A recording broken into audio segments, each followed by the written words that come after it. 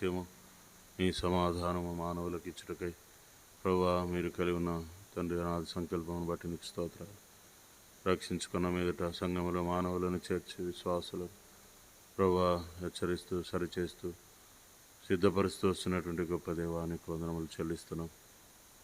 అటు ప్రజల కొరకై నీ వాక్యమును, నీ పవిత్రమైన పరిశుద్ధమైన వాక్యమును మీరు అనుగ్రహించినందుకే నీకు వందనములు. అటు వాక్యం ద్వారా ప్రభా విశ్వాసుల్ని ప్రజలను పోషిస్తున్న విధానాన్ని బట్టి నీకు వందనాలు. దయలు మా తండ్రి ప్రభా ఈ దినం ఇలాగ మేము చేరువచ్చినామంటే కేవలం నీ ఉచితమైన కృప. ప్రభా ఈ దినం బైబిల్ స్టడీ కొరకు అన్ని ప్రజలను తీసుకుని రండి. ప్రభా మీరు మాకు ఇచ్చిన జీవవాక్యమును బట్టి దేవా పరిశుద్ధమైనటువంటి ప్రజల సహవాసమును బట్టి సంఘమును బట్టి ప్రభా నీకు వందనాలు చెల్లిస్తున్నాం.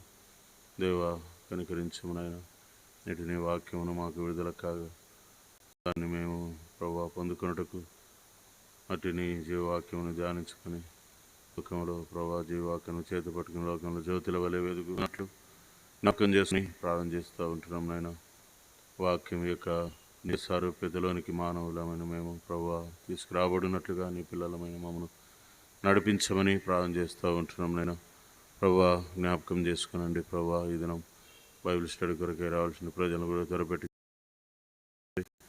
ఉదయం నుంచి పనులలో ప్రభా సహాయపడుతూ వచ్చినారు.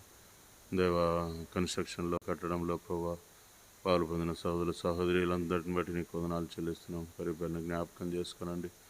మరి ముఖ్యంగా మా ప్రభా ఈ సాయంకాలం బైబిల్ స్టడీ కొరకై నీ ప్రజలను పురికొల్పి ప్రేరేపించి తీసుకుని రండి. ప్రభా వారి వారి అక్కరిని బట్టి అవసరతను బట్టి నీ మాటలు అనుగ్రహించమునైనా దేవా నీ వాక్యమును మేము ధ్యానించుకునబోతూ ఉంటుండగా దేవా నీ వాక్యం యొక్క నిజత్వంలోనికి మమ్మల్ని నడిపిస్తామని ప్రార్థన చేస్తూ ఉన్నాం.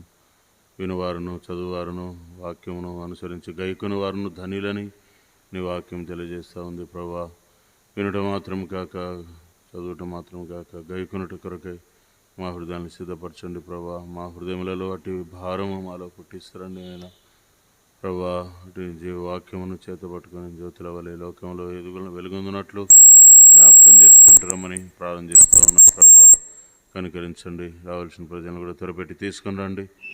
కనబడేందుకు అర్శక్తులను నజరనే యేసుక్రీస్తునామమున బంధిస్తున్నాం. ప్రభా సహాయం చేయము. పాటలు వాద్యములు వాయించట్లో ప్రభా దేవా కృప చూపించమని ప్రార్థిస్తున్నాం. నేను ప్రభా తండ్రి ఈ రీతిగా మా విలయ ప్రాంతాల్లో కూడిన ప్రజల మధ్య మీ నామకు మహిమ తెచ్చుకోనండి. నీ దాసులను బలపరుస్తురండి. నీ వాక్య వెలుగులో దేవా తండ్రి ప్రతి ఒక్కరూ పరీక్షించుకున్నట్టుకు నూతన పరచబట్టుకు మరి ఎంతనో సహాయం చేస్తారండి.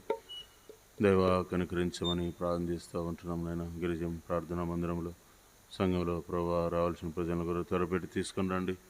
ప్రభా నీ సన్నిధి విలువ నీ ప్రజలు గ్రహించి ప్రభా ఎవరు అవకాశాన్ని పోగొట్టుకొనకుండా పురికొల్పి ప్రేరేపించి నడిపించమని ప్రార్థిస్తున్నాం. నేను తండ్రి కనికరించము. నా సంఘం నేను కట్టుదును, దాని ఎదురు పాతాలు మీకు ద్వారం నిలువ నేను సెలవిచ్చినటువంటి దేవుడు మీ వాక్యం ద్వారా మీరు కట్టేటువంటి వాడవు. నైనా ప్రభా సహాయం చేయము. ప్రజలను పురికొల్పి నడిపించండి. జ్ఞాపకం చేసుకునండి. నీ కృపాస్థలకు అప్పగించుకొనొచ్చు. మా రక్షకుడు విమోచకుడు సజీవుడైనటువంటి యేసుక్రీస్తు వారి శ్రేష్టమైన ఉన్నతమైన పవిత్రమైన నామమున ప్రార్థించి వేడుకొనుచున్నాము తండ్రి. ఆమేన్.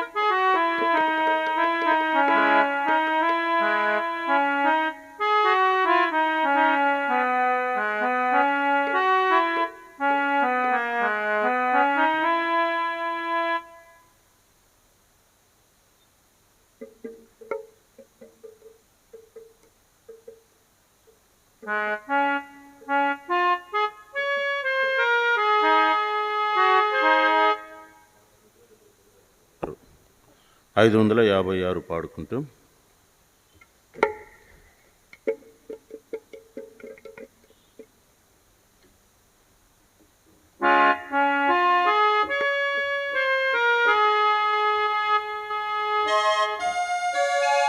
స్తుతులు నీకర్పింతుము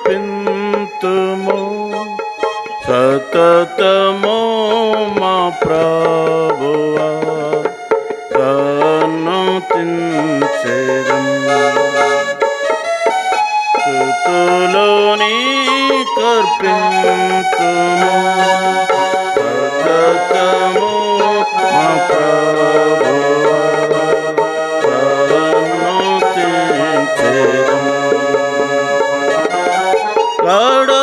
గడచినాటి కాలము కరుణతో నంగాంచితివి. గడచినాటి కాలము కరుణతో నంగాంచితివి. పేలలేనాటి నీ కృపా చూపినాటి మా ప్రభు. పేలలేనాటి నీ కృపా చూపినాటి మా ప్రభు. స్తుతులు నీకర్పింతుము సతతము మా ప్రభువా సన్నుతించెదము. నాదు దినములన్నిటిన్ నీదు క్షేమ మేలును. నాదు దినములన్నిటిన్ నీదు క్షేమ మేలును. నీదు జాడలన్నీయు కారంబు నీచును. నీదు జాడలన్నీయు కారంబు నీచును. స్తుతులు నీకర్పింతుము సతతము మా ప్రభువా సన్నుతించెదము. నీదు మందిరములో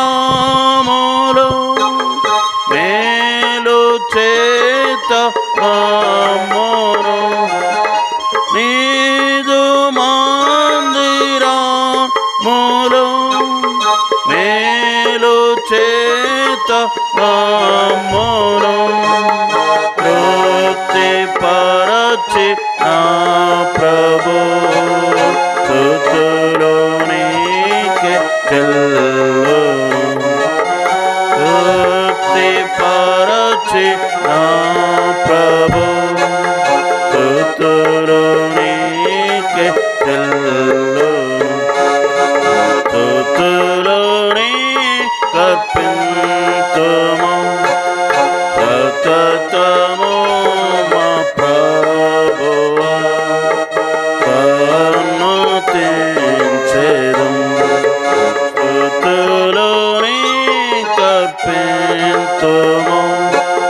సతతము మా ప్రభువా సన్నుతించెదము. నీదు నామ ఘనతను నీదు ప్రేమ పనులను.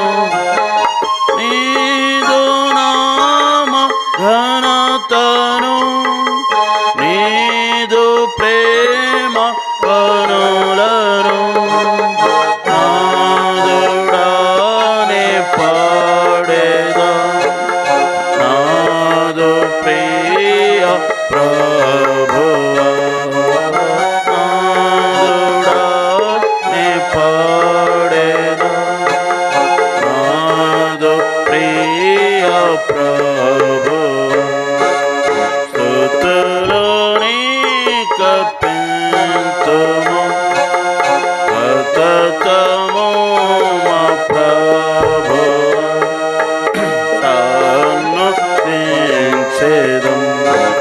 స్తుతులు నీకర్పింతుము సతతము మా ప్రభువా సన్నుతించెదం. సత్యరూపి నీవేగా సకల సృష్టికర్తవు సత్యరూపి నీవేగా సకల సృష్టికర్తవు సతతము మమ్మేలుము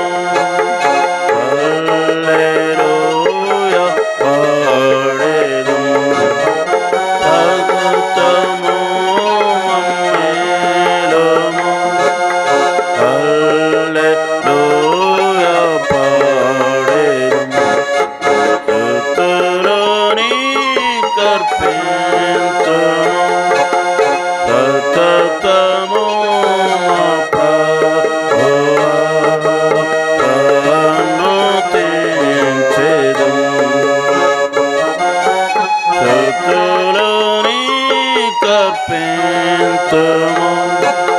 సతతము మా ప్రభువా సన్నుతించెదం.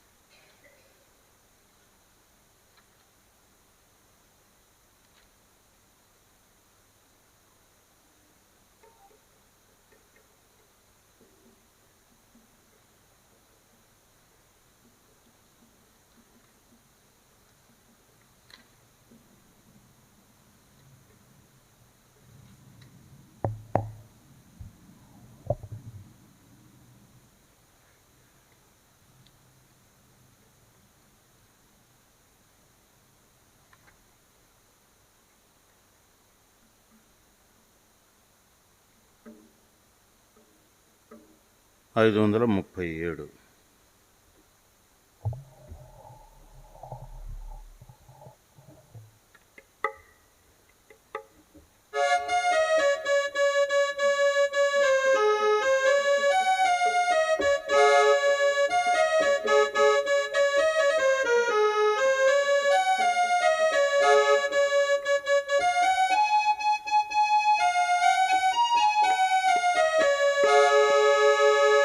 దేవునితో సహపాఠి పాలివారిగాను చేసే దేవునితో సహపాఠి పాలివారిగాను చేసే తొడి వారసులనుగా మనలను ప్రభు చేసెనుగా తొడి వారసులనుగా మనలను ప్రభు చేసెనుగా దేవునితో సహపాఠి పాలివారిగాను చేసే దేవునితో సహపాఠి పాలివారిగాను చేసే దుష్టలోకము నుండి అద్భుతముగా రక్షించే దుష్టలోకము నుండి అద్భుతముగా రక్షించే అమూల్య వాగ్దానములిచ్చి దైవ స్వభావము సగెనుగా అమూల్య వాగ్దానములిచ్చి దైవ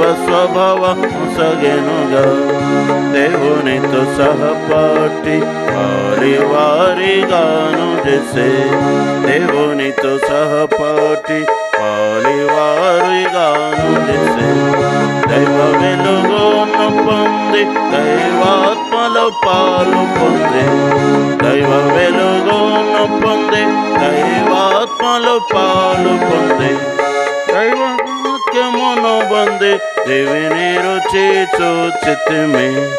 దివ్యవాక్యమును బంది దివిని రుచి చూచితిమి. దేవునితో సహపాఠి వారి వారిగాను చేసే దేవునితో సహపాఠి వారి వారిగాను చేసే కొడి వారసులనుగా మనలను ప్రభు చేసెనుగా. కొడి వారసులనుగా మనలను ప్రభు చేసెనుగా. దేవునితో సహపాఠి దేవునితో సహపాఠి ఎవరో పరివారమగునంటూ ప్రభు పరిశుద్ధతలో పరివారమగునంటూ సకల శ్రమల పాలై దైవ శిక్షణొందితిమి. సకల శ్రమల పాలై దైవ శిక్షణొందితిమి. దేవునితో సహపాఠి వారి వారిగాను చేసే దేవునితో సహపాఠి వారి వారిగాను చేసే పరలోక పిలుపునందు పరివారము చేసే పరలోక పిలుపునందు పరివారిగాను చేసే తన ఇంటి వారినిగా దేయమనలనే పరచే తన ఇంటి వారినిగా దేయమనలనే పరచే దేవునితో సహపాఠి వారి వారిగాను చేసే దేవునితో సహపాఠి వారి వారిగాను చేసే కొడి వారసులనుగా మనలను ప్రభు చేసెనుగా. కొడి వారసులనుగా మనలను ప్రభు చేసెనుగా. దేవునితో సహపాఠి దేవునితో సహపాఠి తండ్రిని స్తుతించెదము యోగ్యులుగా మము చేసే తండ్రిని స్తుతించెదము యోగ్యులుగా మము చేసే పరిశుద్ధుల స్వాస్థ్యము వారి వారిగా చేసే పరిశుద్ధుల స్వాస్థ్యములు వారి వారిగా చేసే దేవునితో సహపాఠి వారి వారిగాను చేసే దేవునితో సహపాఠి వారి వారిగాను చేసే దైవమాదసులనుగా మనలను ప్రభు చేసెనుగా. కొడి వారసులనుగా మనలను ప్రభు చేసెనుగా. దేవునితో సహపాఠి వారి వారిగాను చేసే దేవునితో సహపాఠి వారి వారిగాను చేసే క్రీస్తులో పాలివారై క్రీస్తు సుగుణములను పొందే క్రీస్తులో పాలివారై క్రీస్తు సుగుణములను పొందే గుణముగా పలిచెదము పట్టు వదలక మనము దృఢముగా నిలచెదము పట్టు వదలక మనము దేవునితో సహపాఠి వారి వారిగాను చేసే దేవునితో సహపాఠి వారి వారిగాను చేసే ప్రభు మహిమయందు పాలివారమౌ మనము ప్రభు మహిమయందు పాలివారమౌ మనము ప్రభు నిలవిచ్చెనుగా ప్రియులను మేల్కొల్పెదము ప్రభు సెలవిచ్చెనుగా ప్రియులను మేల్కొల్పెదము దేవునితో సహపాఠి వారి వారిగాను చేసే దేవునితో సహపాఠి వారి వారిగాను చేసే తోడి వారసులనుగా మనలను జను చేసెనుగా. తోడి వారసులనుగా మనలను ప్రభు చేసెనుగా. దేవునితో సహపాఠి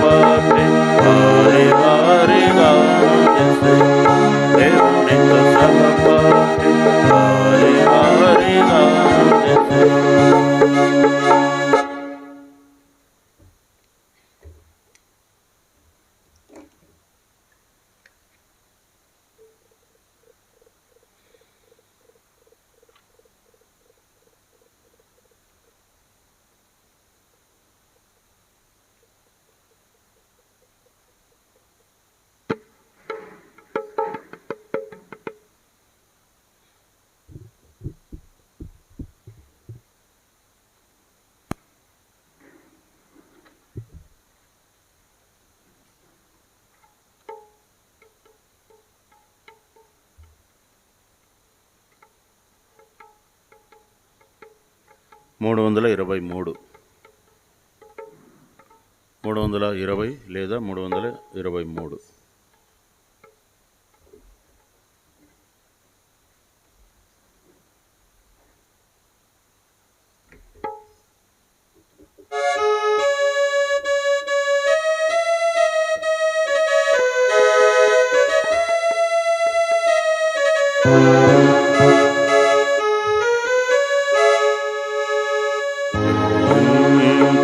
వారిని కొనిపోవా ప్రభు యేసు వచ్చును. జయించు వారిని కొనిపోవా ప్రభు యేసు వచ్చును. స్వతంత్రించు కొనిదరుగా వారే సమస్తము. స్వతంత్రించు కొనిదరుగా వారే సమస్తము. జయించు వారిని కొనిపోవా ప్రభు యేసు వచ్చును. జయించు వారిని కొనిపోవా ప్రభు యేసు. ఎవరు ఎదురు చూతురు సంసిద్ధులౌదురు. ఎవరు ఎదురు చూతురు సంసిద్ధులౌదురు. బహుమానువ రసింతురు కొనిపోవా క్రీస్తు వచ్చును. ప్రభు రాకనివ రసింతురు ప్రభు క్రీస్తు వచ్చును. జయించు వారిని కొనిపోవా ప్రభు యేసు వచ్చును. జయించు వారిని కొనిపోవా ప్రభు యేసు వచ్చును. యేసు శిష్యులతో పలికే తిరిగి వస్తునని. యేసు శిష్యులతో పలికే తిరిగి వస్తునని. స్థలమును నేను నా చోట మీరుండ సిద్ధపరచు స్థలమును నేను నా చోట మీరుండ. జయించు వారిని కొనిపోవా ప్రభు యేసు. జయించు వారిని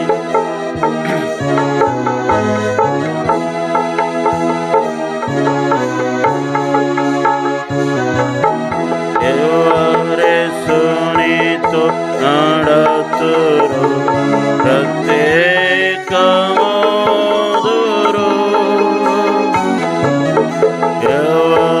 ఎవరేసునితో నడతురు ప్రత్యేకమోదురు.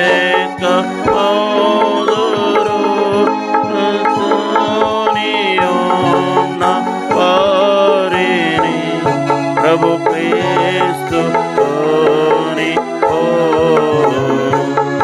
మేల్కొనియున్న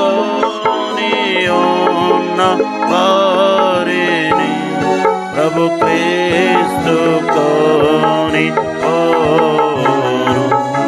జయించు వారిని కొనిపోవా ప్రభు యేసు వచ్చును. జయించు వారిని కొనిపోవా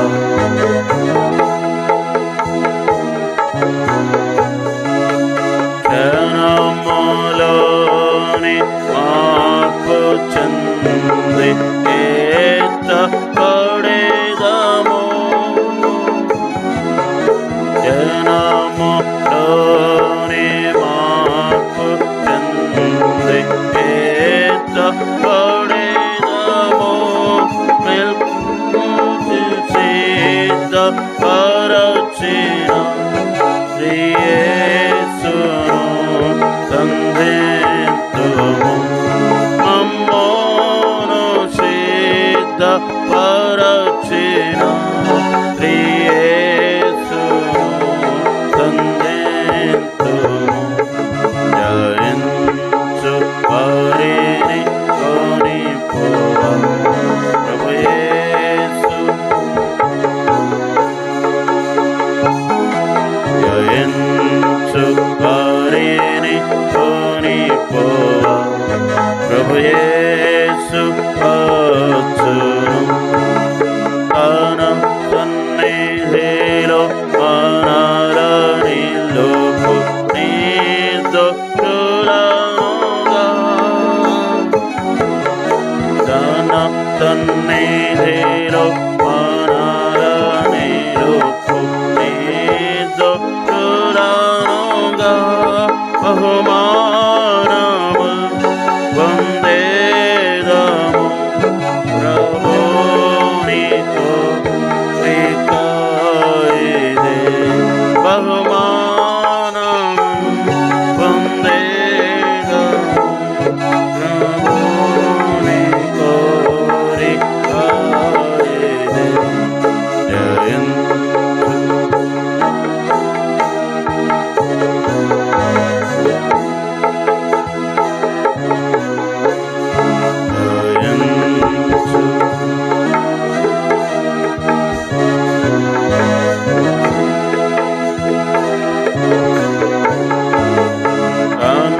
సన్నిధిలో మనలని నిలుపు నిర్దోషులనుగా. తన సన్నిధిలో మనలని నిలుపు నిర్దోషులనుగా. బహుమానము పొందేదము ప్రభుని కోరికాయిదే. బహుమానము పొందేదము ప్రభుని కోరికాయిదే. జయించు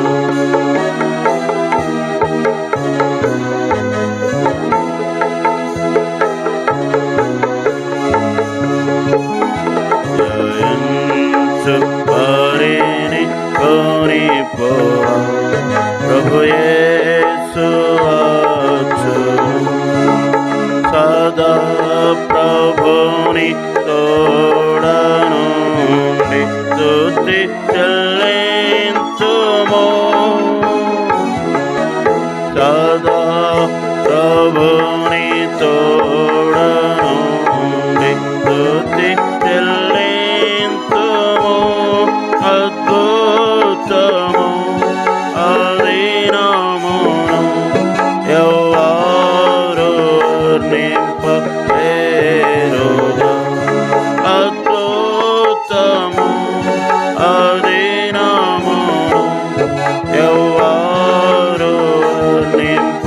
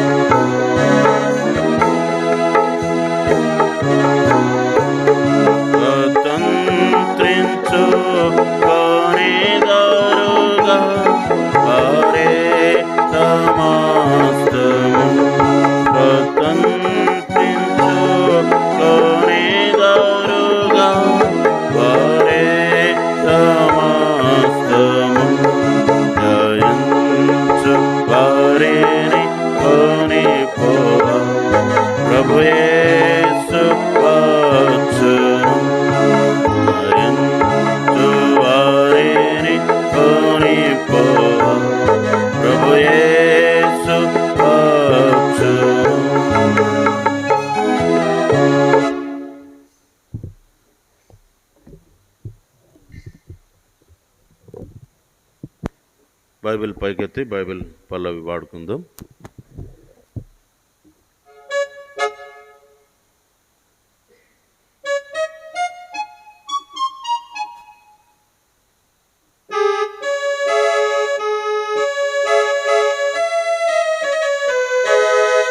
ఈ బైబిల్ నీ గోడు, ఈ బైబిల్ రుచి మధురము, ఈ బైబిల్ తేనె గోడు, ఈ బైబిల్ చదివి చూడు.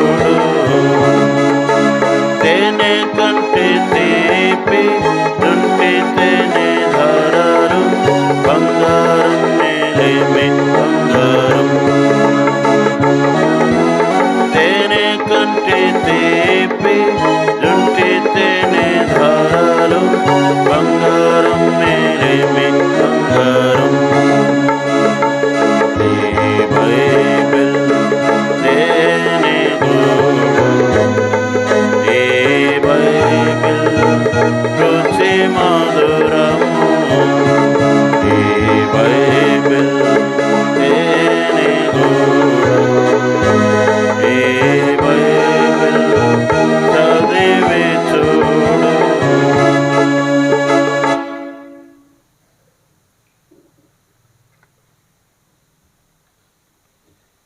సంఖ్యాకాండము 33వ అధ్యాయము బైబిల్ స్టడీ కొరకై మనం ధ్యానిస్తున్నటువంటి వాక్య భాగము.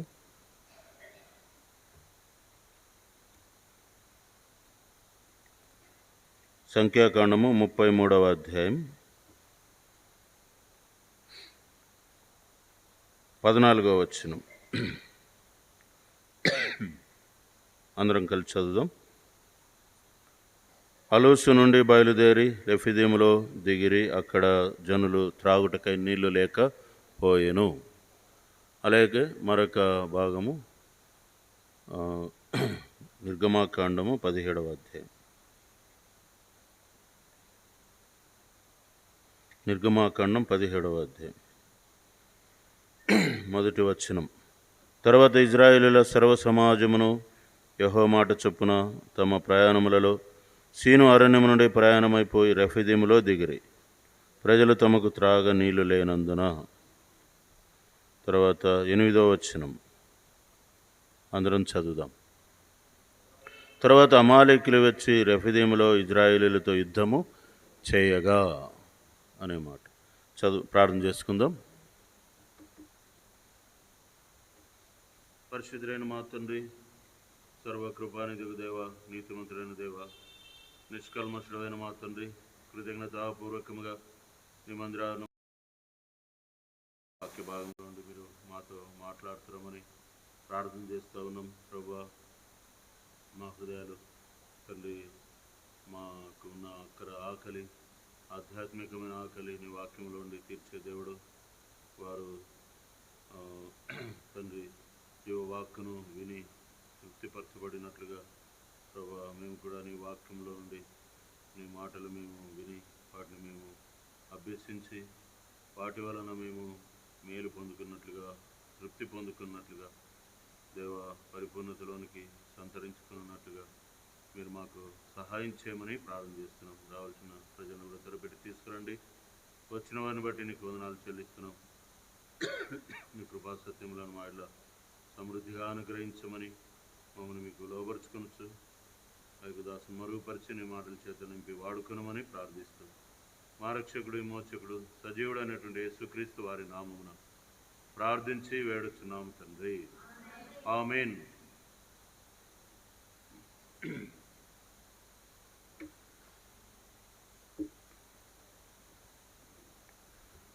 మనం చదువుకున్నటువంటి భాగము సంఖ్యాకాండం 33వ అధ్యాయం 14వ వచనం. గత దినాల నుంచి దేవుని ప్రజలను, ఇజ్రాయేలీల యొక్క ప్రయాణ క్రమములను ధ్యానం చేస్తూ ఉన్నాం. వారు దాదాపుగా 9 స్థలాలను దాటుకొని 10వ స్థలమైనటువంటి రెఫిదీము అనే స్థలానికి చేరుకున్నారు. ఏం పేరు? ఆ స్థలం పేరు రెఫిదీం. రెఫిదీం అనేటువంటి ఈ స్థలంలో దేవుడు రాసిపెట్టిన చరిత్ర ప్రకారం చూస్తే ఆ స్థలంలో జరిగిన సంఘటనలను బట్టి మనం జ్ఞాపకం చేసుకుంటే 4 అంతలుగా దేవుడు మనకు అక్కడ విషయాలు నేర్పిస్తున్నట్లు కనబడుతుంది. ఇజ్రాయెల్ ప్రజలకు అక్కడ వారికి నేర్పించిన విషయాలే మనం ఈ దినం ధ్యానించుకోబోతూ ఉన్నాం. మొట్టమొదటిగా రెఫెదీం అనేటువంటి స్థలానికి వారు చేరుకున్నప్పుడు వారికి ఒక సమస్య ఏర్పడింది. ఏంటి ఆ సమస్య? నీళ్లు లేకపోవడం. ఏం సమస్య? నీళ్లు లేకపోవడం. కాబట్టి నీళ్లు లేకపోయినప్పుడు ఏం చేయాలో దేవుడు అది వరకే వారికి బోధిస్తూ వచ్చినాడు. 15వ అధ్యాయం నిర్గమాకాండంలో 22 నుంచి 26 వరకు మనం చదువుతూ వస్తే అక్కడ నీళ్లు లేని కారణం చేత, తర్వాత మారా అనేటువంటి స్థలానికి వెళితే అక్కడ చేదు నీళ్లు వారికి దొరికిన కారణం చేత దేవునికి వాళ్ళు ప్రార్థన చేశారు. మోసే దైవజనుడు దేవునికి ప్రార్థన చేశాడు. దేవుడు వారికి ఒక పరిష్కారాన్ని చూపెట్టినాడు. అదేంటంటే మారా ఆ నీళ్ళ పక్కనే ఉన్నటువంటి ఒక చెట్టు కొమ్మను తీసి దానిలో పడవేయడం ద్వారా ఆ నీళ్లు ఏమైపోయినాయి? మధురములు అవుతూ వచ్చినాయి.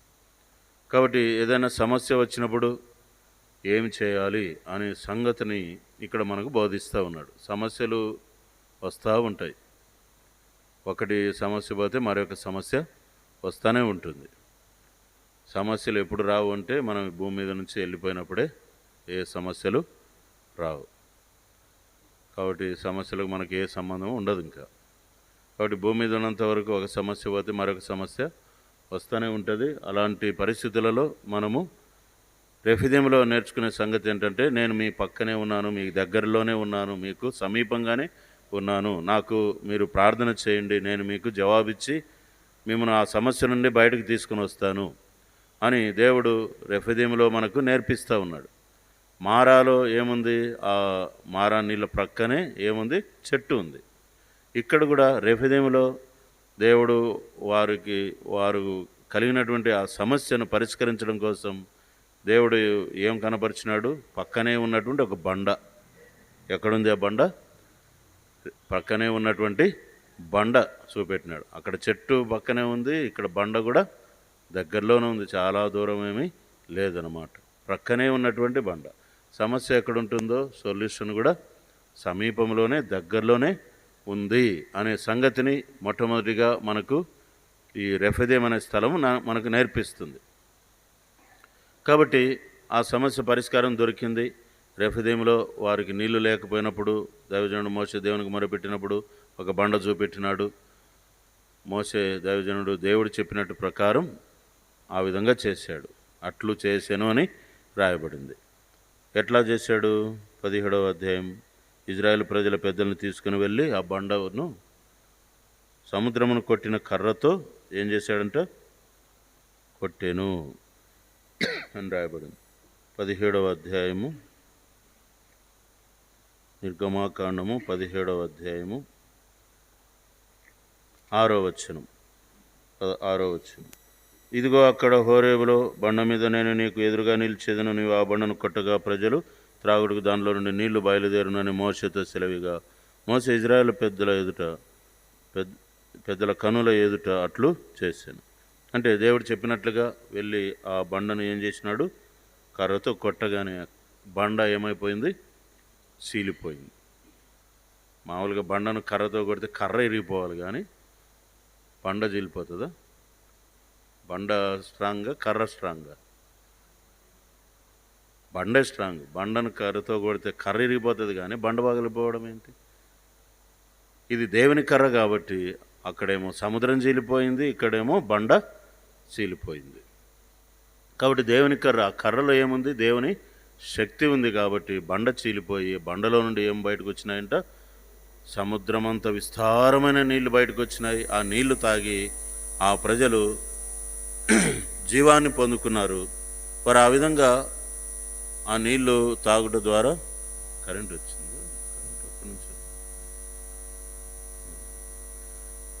కాబట్టి ఆ జీవాన్ని వాళ్ళు పొందుకునే దాన్ని బట్టి ఏం జరిగింది? 17వ వచనంలో ఇక 7వ వచనం చూస్తే, అప్పుడు ఇజ్రాయేలీలు చేసిన వాదనను బట్టి యెహోవా మన మధ్య ఉన్నాడో లేడో అని వారు యెహోవాను శోధించుటను బట్టి ఆ చోటికి మస్సా మెరీబా అని పేర్లు పెట్టెను.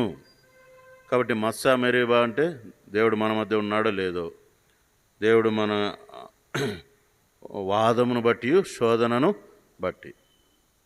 ఎప్పుడైతే బండలో నుండి వారు నీళ్లు తాగుతూ వచ్చినారో వాళ్ళ మధ్యలో ఏమి లేదు, వాదన లేదు, శోధన లేదు.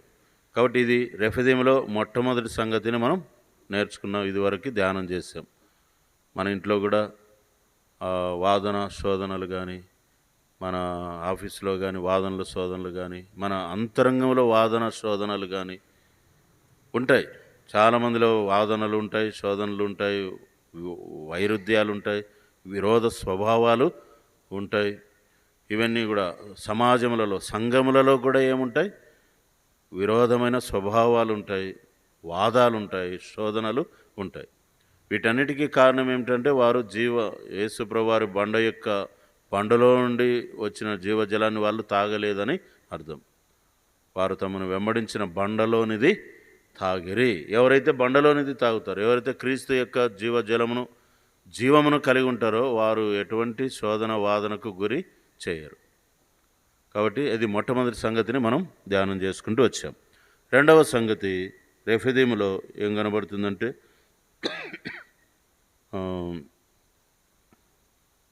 8వ వచనం అందరం చదువుదాం. తర్వాత అమాలేకీలు వచ్చి రెఫదీములో ఇజ్రాయేలుతో యుద్ధము చేయగా,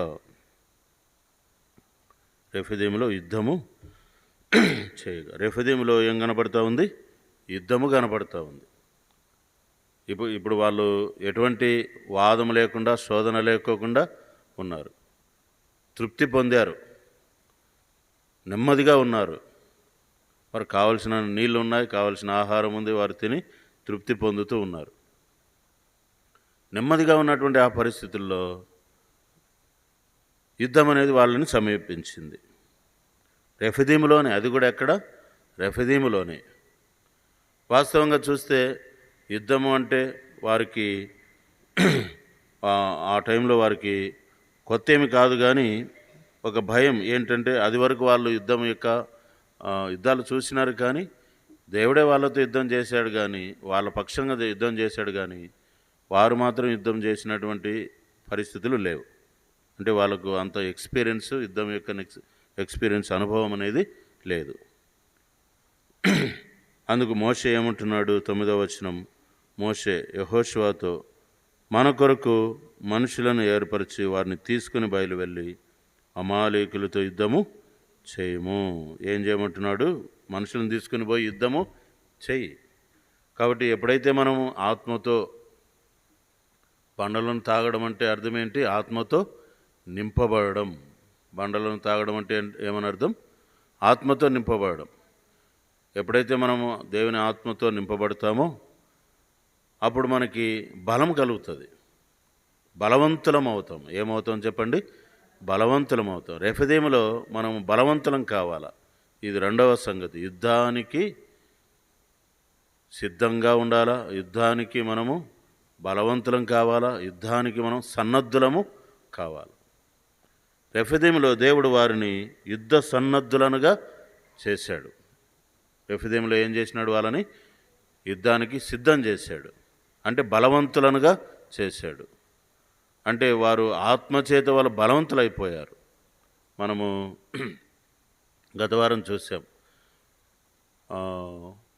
సౌలు, మొట్టమొదటి రాజైన సౌలు పొలం నుండి ఇంటికి వస్తున్నప్పుడు దేవుని ఆత్మ అతని మీదకి రాగా అతడు బలవంతుడైపోయాడు అన్నమాట.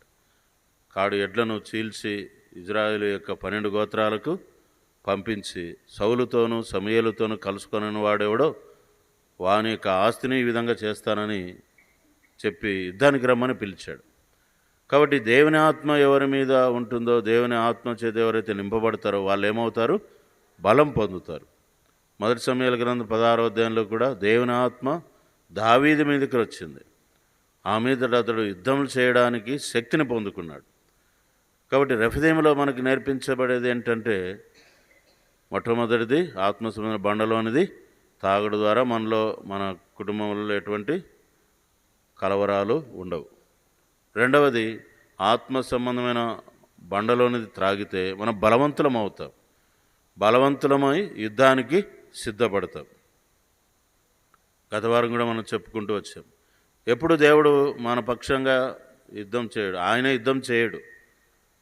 మనం కూడా యుద్ధము నేర్చుకొని మనం కూడా యుద్ధము చేయాలి.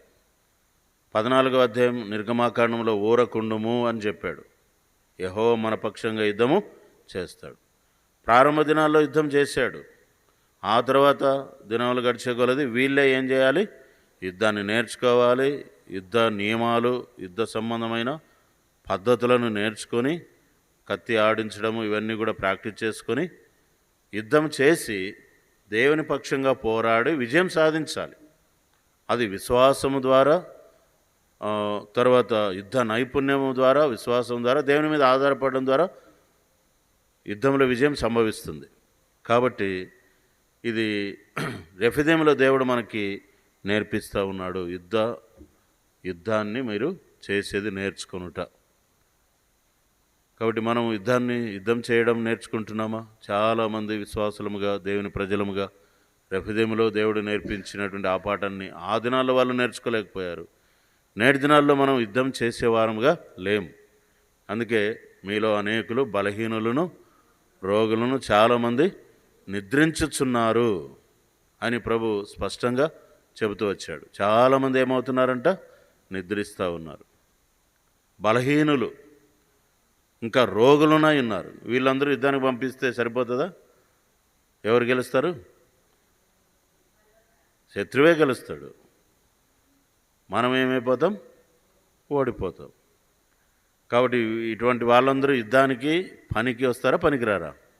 పనికిరారు. ఇటువంటి వాళ్ళు యుద్ధానికి పనికిరారు. అందుకే ప్రభునందు మీరు బలవంతులై ఉండండి అని ఎఫెసీ 6:12 చెప్తా ఉన్నారు. తుదకు ప్రభు యొక్క మహాశక్తిని బట్టి ఆయన యందు మీరు ఏమై ఉండాలి? బలవంతులై ఉండాలి. ఇది ఎఫెసీ పత్రికలో చెప్పబడిన మాటే రెఫిదీములో ప్రభు చెప్తున్నాడు. ఇది రెండో విషయాన్ని దేవుడు మనకు రెఫిదీములో నేర్పిస్తూ ఉన్నాడు. మనం బలవంతులంగా ఉన్నామా? యవనస్తులారా, మీరు దుష్టుని జయించినారు, మీరు బలవంతులై ఉన్నారు అని అంటాడు మొదటి యోహాను పత్రికలో. మీరు బలవంతులై ఉన్నారు. కాబట్టి శారీరకంగా మనము ముసలోళ్ళ ఉండొచ్చు. ఎట్లా ఉండొచ్చు చెప్పండి? యవనస్తులంటే మంచిగా కుర్ర వయసులో, మంచి వయసులో మంచి శరీరము కలిగి దేహదారుఢ్యం కలిగిన వాళ్ళే యవనస్తులు గారు.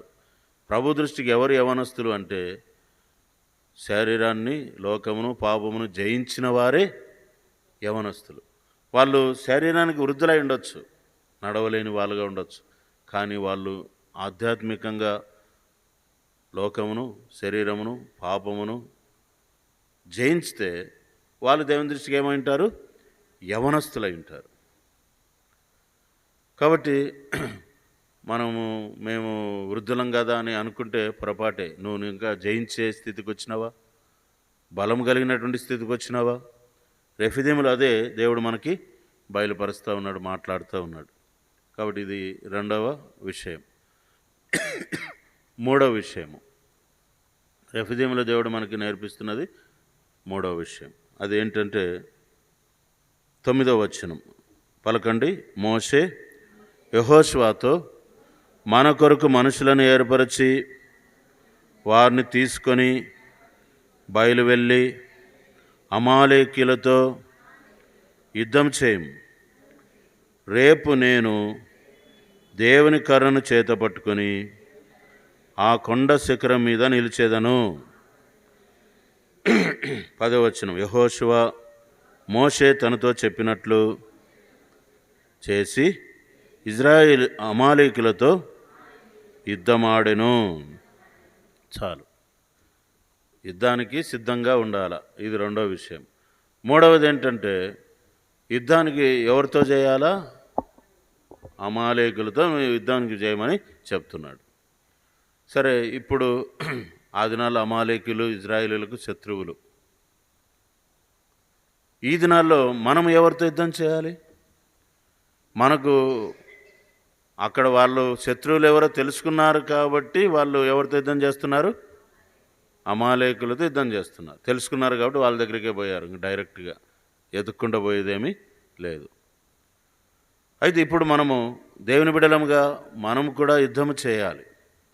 మనకు శత్రువులు ఎవరో తెలుసుకుంటేనే మనం యుద్ధము చేస్తాం. మనకు శత్రువులు ఎవరు? మనం ఎవరితో యుద్ధము చేయాలి అంటే మొట్టమొదటిగా మనకు 3 శత్రువులు ఉన్నారు. ఎంతమంది ఉన్నారు చెప్పండి? 3 శత్రువులు ఉన్నారు. ఒక శత్రువేమో లోకం. ఒక శత్రువు ఎవరు చెప్పండి? లోకం. రెండవ శత్రువు అపవాది. రెండవ శత్రువు ఎవరు? అపవాది. మూడవ శత్రువు ఎవరంటే శరీరం. కాబట్టి మొట్టమొదటిగా లోకముతో మనం యుద్ధం చేయాలి. ఎవరితో యుద్ధం చేయాలి? లోకముతో యుద్ధం చేయాలి. లోకం అంటే ఏంది? లోకం అంటే ప్రపంచ పటమా? ఆ ప్రపంచ పటంలో 7 ఖండాలు ఉంటాయి. 7 ఖండాల్లో 5 ఖండాల్లోనే జనజీవన వీలయ్యేటట్లుగా ఉంది. ఆ 7 ఖండాల్లో ఉన్న ప్రజలు ఆ పటం కాదు. కానీ లోకం అంటే ఎవరంటే మన సరౌండింగ్ చుట్టూ ఉన్నటువంటి ప్రజలే మనకు లోకం. ఎవరు చెప్పండి? లోకం అంటే ఎవరు? మన చుట్టూ ఉన్నటువంటి జనములు, ప్రజలు, వారి యొక్క పద్ధతులు, వారి యొక్క జీవన విధానం, వారు వెళుతున్నటువంటి మార్గం, ఇదంతా కూడా దేనికి సూచనగా ఉంది చెప్పండి? లోకానికి సూచనగా ఉంది. ఇప్పుడు ఇదంతా కూడా మనకు శత్రువే. ఎందుకంటే యేసుక్రీస్తు ప్రభువారు చెప్పాడు. ఏమని చెప్పాడు? లోకములో ఉన్నదంతయు శరీరాశ, నేత్రాశ, జీవబడంబం, అది దేవుని వలన పుట్టినది కాదు. ఏ సంబంధమైనది? అపవాది సంబంధం, లోక సంబంధమైనది. చదవండి ఆ మాట. 1 యోహాను 2వ అధ్యాయం 15, 16, 17. క్షమించండి. 1 యోహాను 2వ అధ్యాయం 15, 16, 17 అందరం చదువుదాం. ఈ లోకమునైనను లోకములో ఉన్న వాటినైనను ప్రేమింపకుడి. ఎవడైనను లోకమును ప్రేమించిన ఎడల తండ్రి ప్రేమ వానిలో ఉండదు. లోకములో ఉన్నదంతయు అనగా శరీరాశయు, నేత్రాశయు, జీవబడంబమును తండ్రి వలన పుట్టినవి కావు. అవి లోక సంబంధమైనవే. అంటే శరీరాశ, నేత్రాశ, జీవబడంబం ఏ సంబంధమైనవి? లోక సంబంధమైనవి. వాటిని మనం ఏం చేయాలి చెప్పండి? వాటితో యుద్ధం చేయాలంటే కత్తి పట్టుకుని పోయి అవి మన మీదకి వచ్చినప్పుడు మనం వాటిని ఏం చేయాలి? జయించగలగాలి. లోకం మనల్ని ఏం చేస్తుంది? ప్రేరేపిస్తుంది. లోకులు, కాకులు అంటారు. ఏమంటారు చెప్పండి? లోకుల మాటలు ఎన్నెన్నో ఉంటాయి. లోకులు ఇంకా వదిలిపెడితే ఎన్నెన్నో మాటలు మాట్లాడుతూనే ఉంటారు. వాళ్ళ మాటలకు హద్దులే ఉండవు. ఆ మాటలు పట్టించుకున్నామనుకో మనం ఏమైపోతాం? ఓడిపోతాం. ఆ మాటలను మనం ఏం చేయాలి? జయించాలి. లోకుల మాటలను ఏం చేయాలి? జయించాలి. నువ్వు దేవుని నమ్ముకున్నందుకు రకరకాల మాట్లాడతారు. ఏం దొరికిందమ్మా నీకు? ఏం బలపోతున్నావు చర్చికి? ఏమి ఇచ్చినాడు దేవుడు నీకు? ఎవరనే మాట ఇది? లోకం అనే మాట. ఏం దొరికింది నీకు? నీకు ఏం చేసినాడు నీ దేవుడు? మన చుట్టూ దేవుని భయం లేనివారు, దేవుని భక్తి లేనివారు, దేవుని ఎరగని వారు అందరూ కూడా దేని కిందకి వస్తారు? లోకం కిందకే వస్తారు. లోకం ఎప్పుడు కూడా నిన్నేం చేస్తూ ఉంటుంది? వెనక్కి లాగుతూనే ఉంటుంది. సపోజు రాయి పైకి వేసినాం అనుకోండి. రాయి పైకి వేస్తే ఏడిపోతుంది? పైకి పోతుందా?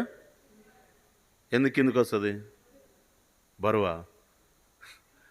బరువు కాబట్టి కిందకి వస్తుందా?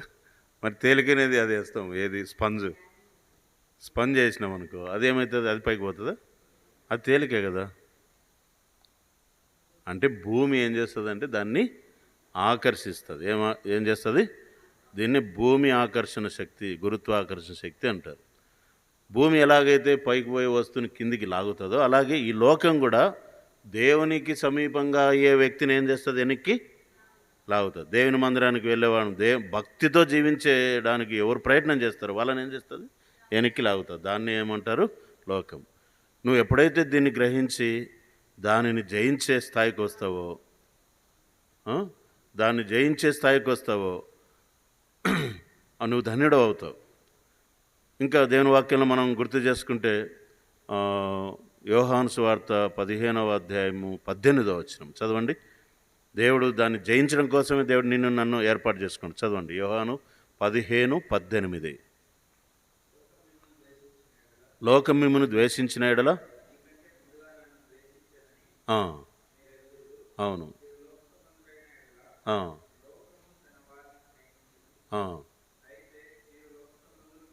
అది మీరు ఏ సంబంధులు గారు?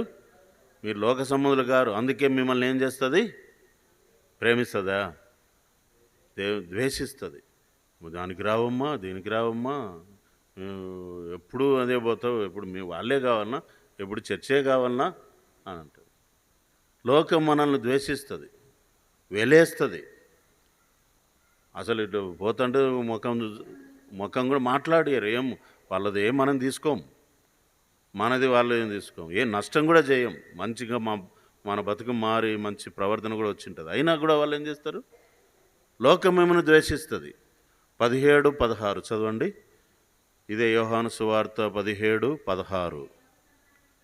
నేను లోక సంబంధిని కానట్టు వారును లోక సంబంధులు కారు.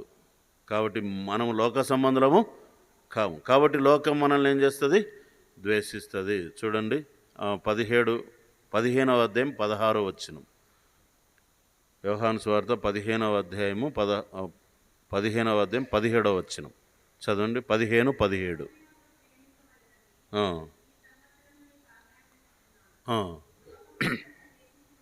లోకం మిమ్మల్ని ద్వేషించిన ఎడల మీకంటే ముందుగా నన్ను ద్వేషించనని మీరు ఎరుగుదురు.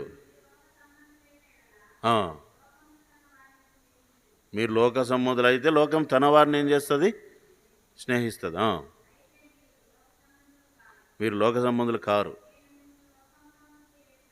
నేను మిమ్మల్ని లోకంలో నుండి ఏం చేసినాను? మీరు లోక సంబంధులు కారు కాబట్టి తన వాళ్ళను తాను ప్రేమించుకుంటుంది అన్నమాట.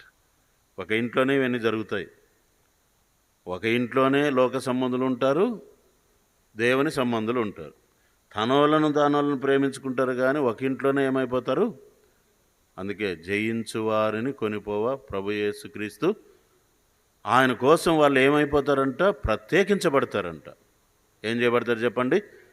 కాబట్టి ప్రభు అన్నాడు, నేను మిమ్మల్ని లోకంలో ఉండి ప్రత్యేకించి తిని.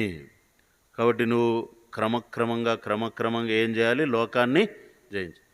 ఇది కూడా బాగా గుర్తుపెట్టుకోండి. ఈ లోకం ఎప్పుడు మనల్ని లాగుతూ ఉండదు, కొంతవరకే జరుగుతుంది. ఇది ఎంతవరకు జరుగుతుంది? కొంతకాలమే, లైఫ్ లాంగ్ ఉండదు. ఇది కొంతవరకే. ఎంతవరకు అంటే నువ్వు లోకాన్ని జయించే వరకు. ఎంతవరకు? నా జీవితంలో జరిగింది. నేను లోకాన్ని జయించగలిగిన కాబట్టి నా బంధువులు, నా శరీర సంబంధులు అందరూ ఏమైపోయినారు? వెళ్ళిపోయినారు. ఒక్కరు ఫోన్ లేవు, ఎవరు మాట్లాడరు, మనకు సంబంధమే లేదు. ఆ లోకాన్ని నేను కొంతవరకు ఉన్నింది. ఎరా రావా, మా దాంట్లోకి రావా, ఎందుకు రావురా అని చెప్పేసి చాలా ప్రయత్నాలు చేసినారు స్టార్టింగ్ ప్రభుని నమ్ముకున్న దినాల్లో. కొంతవరకు దాన్ని జయించగలిగినాను, ఇంకా అసలు వాళ్ళ ఊసే లేదు. అందుకే ప్రభు అన్నాడు ఇంకా ఉంది. అంటే ఇది ఫిజికల్. ఈ లోక సంబంధం ఇంకా జయించాల్సినవి ఉన్నాయి. వాటిని కూడా జయించడానికి దేవుడు శక్తిని ప్రసాదిస్తూ ఉన్నాడు. ప్రభు అంటాడు, లోకంలో మీకు శ్రమ కలుగును, అయినను ధైర్యం తెచ్చుకున్నాడు, నేను లోకాన్ని జయించినాను. యోహాను సువార్త 16వ అధ్యాయం 31వ వచనం. నేనేం చేసినాను? లోకాన్ని. నేను మీ లోకాన్ని జయించినాను కాబట్టి మీరు కూడా ఏం చేయాలి? లోకాన్ని జయించాలి. ఈ లోకం నీకు భయంకరమైన శత్రువు. ఇంకా వాళ్ళు ఏమనుకుంటారు, వీళ్ళు ఏమనుకుంటారు, మనం ఏమైపోతామంటే నామోచపడతాం. ఏమంటాం? లోకంతో రాజీ పడతాం. కొన్నిసార్లు ఏమవుతాం చెప్పండి?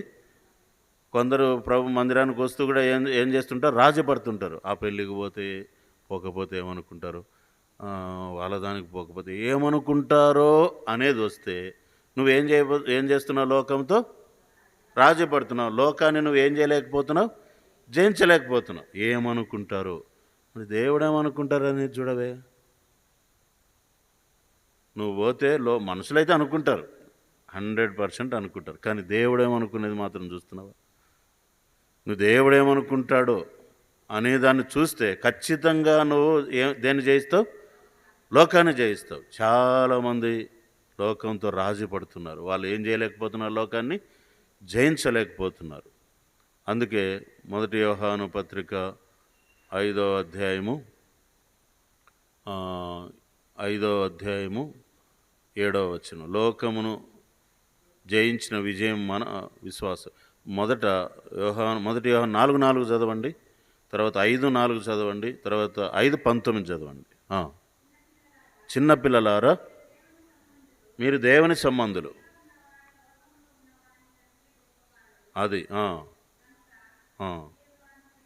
అది ఎట్లా జయిస్తామంట? చిన్నపిల్లలారా, మీలో ఉన్నవాడు లోకంలో ఉన్నవానికంటే గొప్పవాడు. అంటే క్రమక్రమంగా ఏమొస్తుంది? నీలో ప్రభు బలపడితే అప్పుడు లోకంలో ఉన్నవానికి గొప్పవాడు అవుతాడు. కాబట్టి నువ్వేం చేస్తావు? లోకాన్ని జయించగలుగుతావు. నెక్స్ట్, నీలో ఉన్న నీ ప్రభు మీద విశ్వాసం ఉంచి ఆ విశ్వాసం ద్వారా నువ్వు లోకాన్ని జయించగలిగితే వాక్యం ఏం చెప్తుంది? 5:4 చదవండి.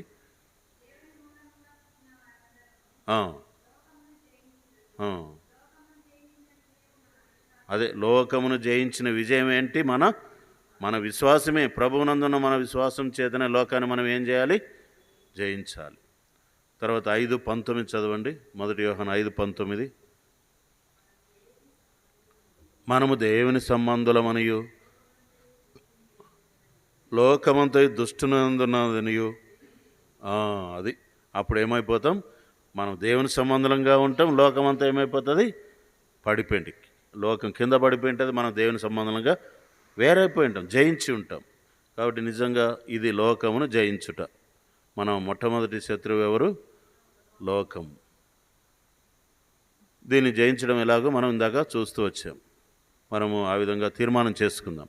ఇది మొదటిది. రెండవదిగా చూస్తే మన రెండవ శత్రువు ఏంటి? అపవాది, సాతానుడు. వీడు కనబడడు అన్నమాట. లోకమైతే కనబడుతుంది, మనుషులు కనబడతారు, పద్ధతులు కనబడతాయి, ప్రపంచ ధర్మము కనబడుతుంది. అంటే ఈ క్రియలు, ఆచారాలు, పద్ధతులు ఇవన్నీ కూడా మనకు అర్థమైపోదు. కానీ అపవాది మాత్రం కనబడతాడా? కనబడుకోకుండా వాడు అదృశ్య వలయంలో ఉంటూ వాడు పనిచేస్తూ ఉంటాడు. అందుకే 2 కొరింథీ 11వ అధ్యాయం 3వ వచనం చూస్తే, సర్పము తన కుయుక్తి చేత హవ్వను మోసపరిచినందున. చదవండి, మళ్ళీ ముందు చదువు.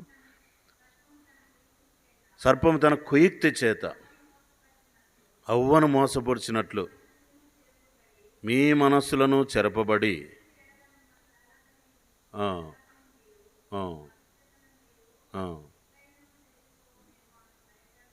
చాలు.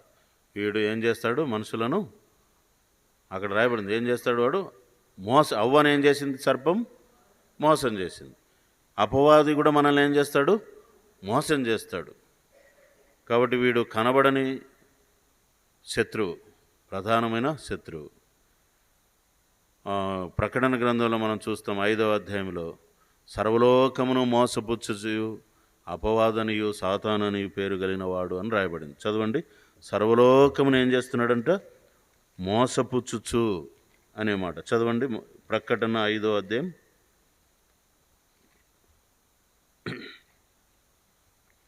5వ అధ్యాయము ప్రకటన గ్రంథము 9వ అధ్యాయం, క్షమించండి,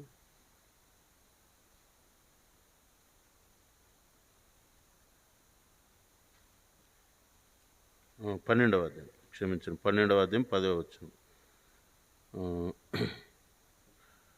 9వ వచనం, 12వ అధ్యాయం 9వ వచనం. కాగా సర్వలోకమును మోసపుచ్చుచు అపవాదనియు సాతానని పేరు గల ఆది సర్పమైన ఆ మహాఘట సర్పం పడద్రోయబడను. అది భూమి మీద పడద్రోయబడను, దాని దూతలు దానితో కూడా పడద్రోయబడిరి. చాలు. సర్వలోకమును వీడేం చేస్తూ ఉన్నాడు? మోసం చేస్తూనే ఉన్నాడు భూమి మీద. పేతురు రాసిన మొదటి పత్రిక 5వ అధ్యాయం 8వ వచనం. చూడండి ఏమని రాయబడింది అక్కడ, గర్జించే సింహం వలె ఎవరిని మృంగుదునా అని వాడు వెదకుచు తిరుగుచూ ఉన్నాడంట. 1 పేతురు 5:8 చదువుమా. 1 పేతురు 5:8. నిబ్బరమైన బుద్ధి గలవారై మెలకుగా ఉండుడి, మీ విరోధి అయిన అపవాది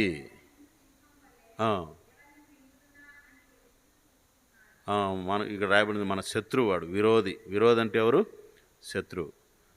మన విరోధి అయిన అపవాది వెదకుచూ తిరుగుచూ ఉన్నాడంట. ఇలాగ మనం గుర్తు చేసుకుంటూ వస్తే వానికి ఇంకా ఏం రాయబడింది? వాయుమండల సంబంధమైన అధిపతి అని కూడా రాయబడింది. ఎఫెసీ 6:12. ఎఫెసీలకు రాసిన పత్రిక 6:12 చదవండి.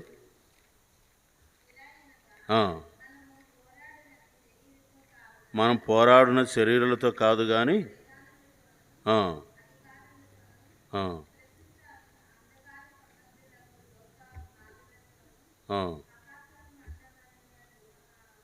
దురాత్మల ఎవరితో పోరాడుచున్నామంటే దురాత్మల సమూహం. కింద మనుషులను చెలరేగితే వాళ్ళ మనుషులు, మనం మనుషులతో అనుకుంటాం. ఎవరితో అనుకుంటాం మనం? వాళ్ళు మనుషులు ఇట చేస్తున్న వాళ్ళలో ఎవరుండి పనిచేస్తుంటారు? దురాత్మలు ఉండి పనిచేస్తుంటారు. అనేకమైన దురాత్మలు ఒక్కొక్కరిని ఏం చేస్తున్నాయి? పట్టి పీడిస్తూ ఉన్నాయి. ఏం చేస్తున్నాయమ్మా? వెంటాడుతుంటాయి. ఏంటివి అవి? మనకి కనబడవు. ఎవరు అవకాశం ఇస్తారో వాళ్ళలోకి దూరుతాయి. బాగున్నామని అనుకుంటాం కానీ వెంటనే వాడు పనిచేస్తూ ఉంటాడు.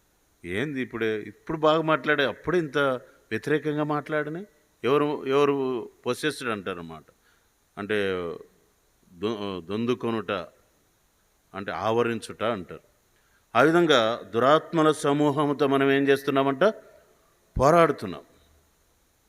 కాబట్టి ఈ విషయాన్ని మనం జ్ఞాపకం పెట్టుకుంటూ వస్తే మనం ఏం చేయాలి? ఈ అపవాదిని జయించాలి అంటే ఒక వచనం ఉంది. ఏమని రాయబడింది? మన శత్రువు అయినటువంటి లోకాన్ని ఎలాగ జయించాలో చెప్పాం. ఎక్కడుంది లోకాన్ని జయించుట?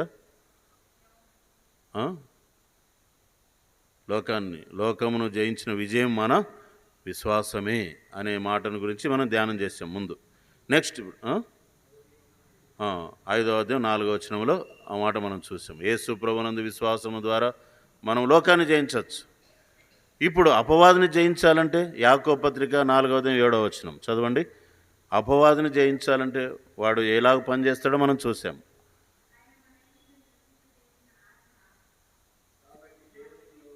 కాబట్టి దేవునికి లోబడి ఉండుడి, అపవాదిని ఎదిరించుడి, అప్పుడు వాడు మీ యొద్ద నుండి పారిపోను. ఏం చేయాలా? మొదట అపవాదిని జయించాలంటే, అపవాదితో యుద్ధం చేయాలంటే మొదట ఏం చేయాలా? మొదట దేవునికి లోబడి ఉండాలా. తర్వాత రెండవది అపవాదిని ఎదిరించాలి. దేవునికి లోబడుకోకుండా అపవాదిని ఎదిరిస్తే మాత్రం వాడు మన మాట వినడు. ఏం చేయడు? నువ్వెవడరా, అసలు నీకు దేవునికి భయపడేది నీకు తెలియదు, దేవునికి లోబడేది నీకెట్లా నేను లోబడతా అంటాడు. కాబట్టి మొదట దేవునికి లోబడి ఉండాలా, తర్వాత అపవాదిని ఎదిరించాలా. యేసు ప్రభువారు కూడా ఏం చేశాడు? దేవునికి లోబడి ఉన్నాడు. మనము మత్తయి సువార్త 4:4, లూకాసు సువార్త 4:5, 2 అధ్యాయాల్లో చూస్తే అపవాది వచ్చి ఎవరిని శోధిస్తున్నాడు? యేసు ప్రభువారిని శోధిస్తూ ఉన్నాడు. యేసు ప్రభువారు అపవాదిని ఎదిరించాడు. వాడేమైపోయినాడు? పారిపోయాడు. మన జీవితంలో కూడా యేసు ప్రభువారు శిలువలో ఏం చేశాడు? సాతానును ఓడించాడు. తన రక్తాన్ని క్రయధనముగా మన కొరకు అర్పించి శిలువలో మరణించడం ద్వారా సాతానును చితకద్రొక్కాడు. ఎఫెసీయులకు రాసిన పత్రిక మనము ఎఫెసీ పత్రికలో 4వ అధ్యాయంలో మనం చూస్తాం. కొలస్సీ 2వ అధ్యాయంలో యేసుక్రీస్తు ప్రభువారు అపవాదిని సంపూర్ణంగా శిలువలో జయించాడు. కొలస్సీ 2వ అధ్యాయము 13 నుంచి 15 రాయబడింది. ఏం చేశాడు? అపరాధముల వలన శరీరమందు సున్నతి పొందక ఉండుట వలన మీరు మృతులైండుగా దేవుడు రాతరూపకమైన ఆజ్ఞల వలన మన మీద రుణముగాను మనకు విరోధముగాను ఉండిన పత్రమును మేకులతో సిలువ కొట్టి దాని మీద చేవ్రాతను తుడివేసి మనకు అడ్డం లేకుండా దాన్ని ఎత్తివేసి మన అపరాధములన్నింటినీ క్షమించి ఆయనతో కూడా మిమ్మల్ని జీవింప చేశాను. ఆయన ప్రధానులను అధికారులను నిరాయుధులనుగా చేసి సిలువ చేత జయోత్సాహముతో వాని పట్టి తెచ్చి బాహాటముగా సిలువలో అపవాదిని యేసుప్రభువారు ఏం చేశాడు? ఓడించి బాహాటంగా తీసుకొచ్చాడు. విజయుడయ్యాడు. ఆయన పునరుత్థానుడయ్యాడు.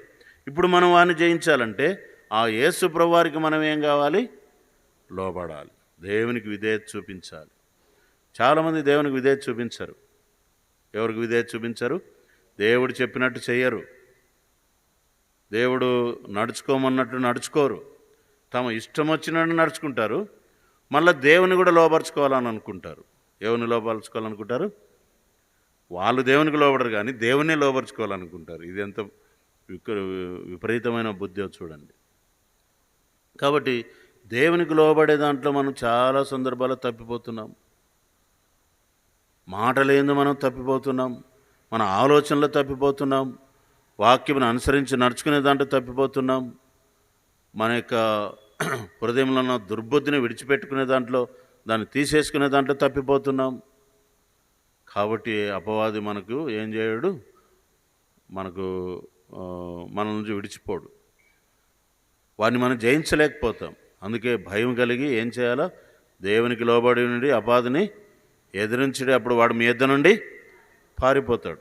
ప్రభువా, నేను ఎక్కడెక్కడ నీకు లోబడలేకపోతున్నాను, ఎక్కడెక్కడ నీకు విధేయత చూపించలేకపోతున్నాను, ప్రభువా నన్ను క్షమించు. రెండవది ఏం చేయాలంటే వాక్యాన్ని హృదయంలో పెట్టుకోవాలి. ఏం చేయాలా? వాక్యాన్ని బాగా నేర్చుకోవాలి. మొట్టమొదట దేవునికి లోబడి ఉండాలి. రెండవది వాక్యాన్ని హృదయంలో ఉంచుకోవాలి.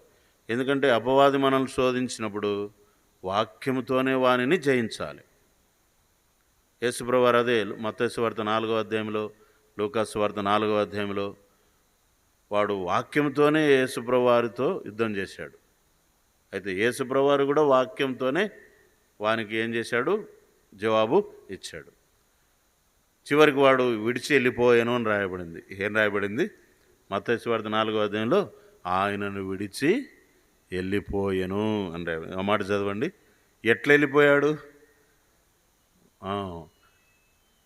చదవండి ఆ మాట. 4వ అధ్యాయం మత్తయి సువార్తలో, ఆయన లూకాసు సువార్తలో బాగుండొచ్చు అనుకుంటా. లూకాసు సువార్త 4వ అధ్యాయం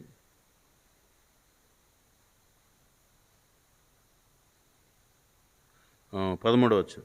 అపవాది ప్రతి శోధనను ముగించి కొంతకాలం ఆయనను విడిచి పోయాను. ఏం చేసినాడు?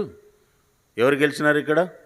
యేసుప్రభువారు గెలిచాడు వాక్యం చేత. అందుకే వాక్యాన్ని బాగా నేర్చుకోవాలి. వాక్యాన్ని హృదయంలో పెట్టుకోవాలి. అందుకే వాక్యాన్ని పలికించేది కూడా దేనికోసం అంటే చదువురాని వారికి చదవలేరు కాబట్టి ఏం చేయాలా? మనము వాక్యాన్ని పలికి హృదయంలో వాక్యం ఉంచుకుంటే వాక్యం చేత వాడిని ఎదిరించవచ్చు. దేవునికి లోబడి నుండి అపాదన ఎదిరించేటప్పుడు వాడు మీ యొద్ద నుండి పారిపోతాడు. వాక్యంని చేత పట్టాలి, హృదయంలో ఉంచుకోవాలి, దేవునికి లోబడి ఉండాలి. వానిని ఏం చేయాలి? ఎదిరించాలి. ఇవన్నీ మా చేత కాదు. లోబడతామంటారా? ఎవరికి లోబడతాం? అపవాదికే లోబడిపోతామంటే నీ ఇష్టంగా. దాన్ని మనం ఏమీ చేయలేం. వాడు చెప్పినట్టే వింటామంటే నీ ఇష్టం. వాడున్న స్థలానికి తీసుకుపోతాడు. ఇది రెండవ శత్రువు. తర్వాత మూడవ శత్రువు ఎవరంటే శరీరం. ఏంటి చెప్పండి? శరీరం. ఈ శరీరము అనేది అమాలేకుకు సూచనగా ఉంది. ఇప్పుడు ఇక్కడ ఇజ్రాయేలీలు ఎవరితో యుద్ధం చేస్తున్నారు? అమాలేకులతో యుద్ధం చేస్తున్నారు. ఈ అమాలేకు ఎవరు అనేదాన్ని మనం గత వారం చెప్పుకుంటూ వచ్చాం. అమాలేకీలు ఆదికాండం 36వ అధ్యాయం 9, 10, 11, 12 వచనాలను బట్టి చూస్తే అమాలేకీలు ఏశావు సంతానం. ఎవరి సంతానం? ఏశావు సంతానం. ఏశావు యొక్క మనవడు అమాలేకు. అమాలేకుల యొక్క మూలపురుషుడు ఏశావు. కాబట్టి ఇక్కడ దేవుడు మోషే ద్వారా ఏం చెప్పాడు?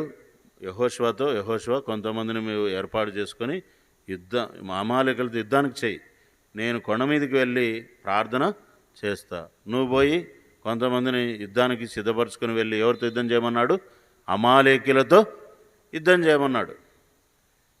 ఇక్కడ ఆశ్చర్యం ఏమిటంటే యుద్ధం జరుగుతూ ఉంది. ఒకసారేమో ఇజ్రాయేలీలు గెలుస్తారు, వాళ్ళు ఓడిపోతారు. ఒకసారేమో ఇజ్రాయేల్ ఓడిపోతారు, వాళ్ళు గెలుస్తారు.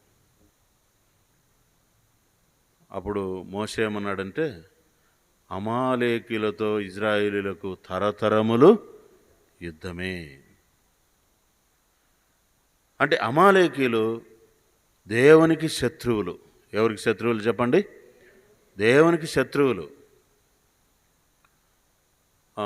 అమాలేకీలు ఏశావు సంతానం అని చెప్పుకుంటూ వచ్చాం. వాటన్నిటికి వివరణ గత వారం మనం చూస్తూ వచ్చాం. తర్వాత అమాలేకీలు దేవునికి శత్రువులు అని చెప్తూ వచ్చాం. తర్వాత మొదటి సమూయేలు గ్రంథం 15వ అధ్యాయం 18 చదవండి ఆ మాట. మొదటి సమూయేలు గ్రంథం 15వ అధ్యాయం 18వ వచనం. మరియు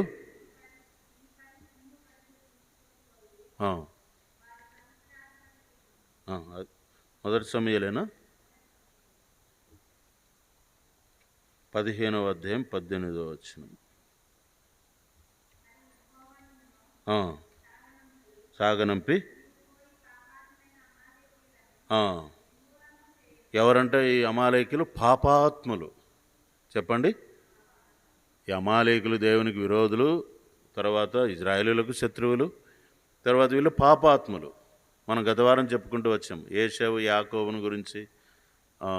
ఏశావుకు యాకోబుకు ఎప్పుడు వైరమే కలుగుతూ వచ్చిందని, యాకోబు ముందుకు రావాలని గర్భంలో ఉన్నప్పుడు అగర్భ శత్రువులను కూడా చెప్పుకుంటూ వచ్చాం. అంటే ఇక్కడ మొట్టమొదట ఇజ్రాయేలీలు అమాలేకులతో యుద్ధం చేయడానికి వచ్చారు.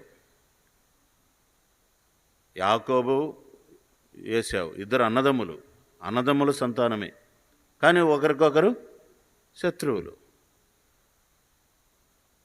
అక్కడ ఏశావు యాకోబు, తర్వాత ఏశావు సంతానం అనేటువంటి అమాలేకీలు ఇజ్రాయేలీలకు శత్రువులుగా ఉంటూ వస్తూ వచ్చారు. తర్వాత దేవుని వాక్యం మనం చూస్తూ వస్తే 17వ అధ్యాయానికి వచ్చినప్పుడు తరతరములు యుద్ధమే అంటున్నాడు దేవుడు. 17వ అధ్యాయం చూడండి, అక్కడ ఏమని రాయబడింది? అమాలేకులతో దేవునికి తరతరములు యుద్ధమే. ఇప్పుడు మన శరీరం, అమాలేకు అంటే ఏమని అర్థం? మన శరీరం. ఇప్పుడు మన శరీరము తరతరములు మనకు కూడా యుద్ధమే. దేంతో? మన శరీరంతో భూమి మీద బతుకున్నంత వరకు ఈ శరీరంతో ఏం చేయాలి? మనం చేస్తారా? ఈ శరీరంతో యుద్ధం చేస్తున్నామా? యుద్ధమే. ఆత్మీయులకైతే ఈ శరీరంతో తరతరములు ఈ భూమి మీద నుండి వెళ్ళిపోయి ప్రభు దగ్గరికి వెళ్ళే వరకు కూడా వాళ్ళు ఈ శరీరాన్ని ఏం చేస్తారు? యుద్ధం చేస్తూనే ఉంటారు. అమాలేకులతో ఎట్లా యుద్ధమో ఇజ్రాయేలులకు, అలాగే మనకు మన శరీరంతో బతికినంత వరకు ప్రభు దగ్గరికి వెళ్ళేంత వరకు యుద్ధమే. ఎందుకంటే ఈ శరీరం మనల్ని ఏం చేస్తుంటుంది? ఎప్పటికీ దేవునికి విరుద్ధంగా ప్రేరేపిస్తూ ఉంటుంది. ఏం చేస్తూ ఉంటుంది చెప్పండి? ఏం పోయినావులే, ఏం చదువుతావులే, ఏం ప్రార్థన చేస్తావులే, నిద్రపో, పండుకో, ఎంత కష్టం ఉన్నాయి, ఎన్ని మోకాలు నొప్పులు ఉన్నాయి నీకున్న బాధలు ఇంకెవరికి కూడా లేవు అని చెప్పేసి ఎప్పుడూ నిన్ను ఏం చేస్తూ ఉంటుంది? దేవునికి విరుద్ధంగా శోధిస్తూ ఉంటుంది.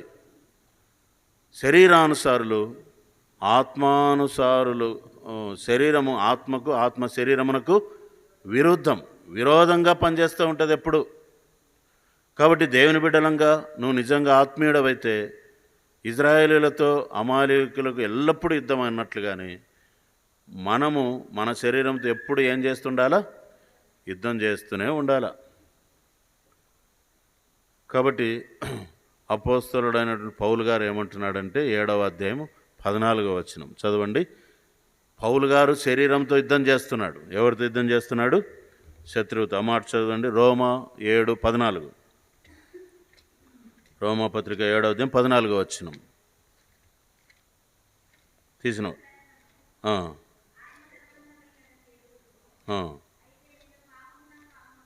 అయితే నేను పాపమునకు అమ్మబడి ఏమైనానంటున్నాడు? నేను పాపానికి అమ్మబడి శరీర సంబంధినై ఉన్నాను.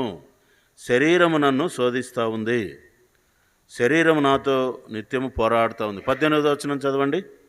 రోమా 7:18. చదవండి. ఆ. నా యందు అనగా శరీరమందు మంచిది ఏదియూ నివసింపదని నేను ఎరుగుదును.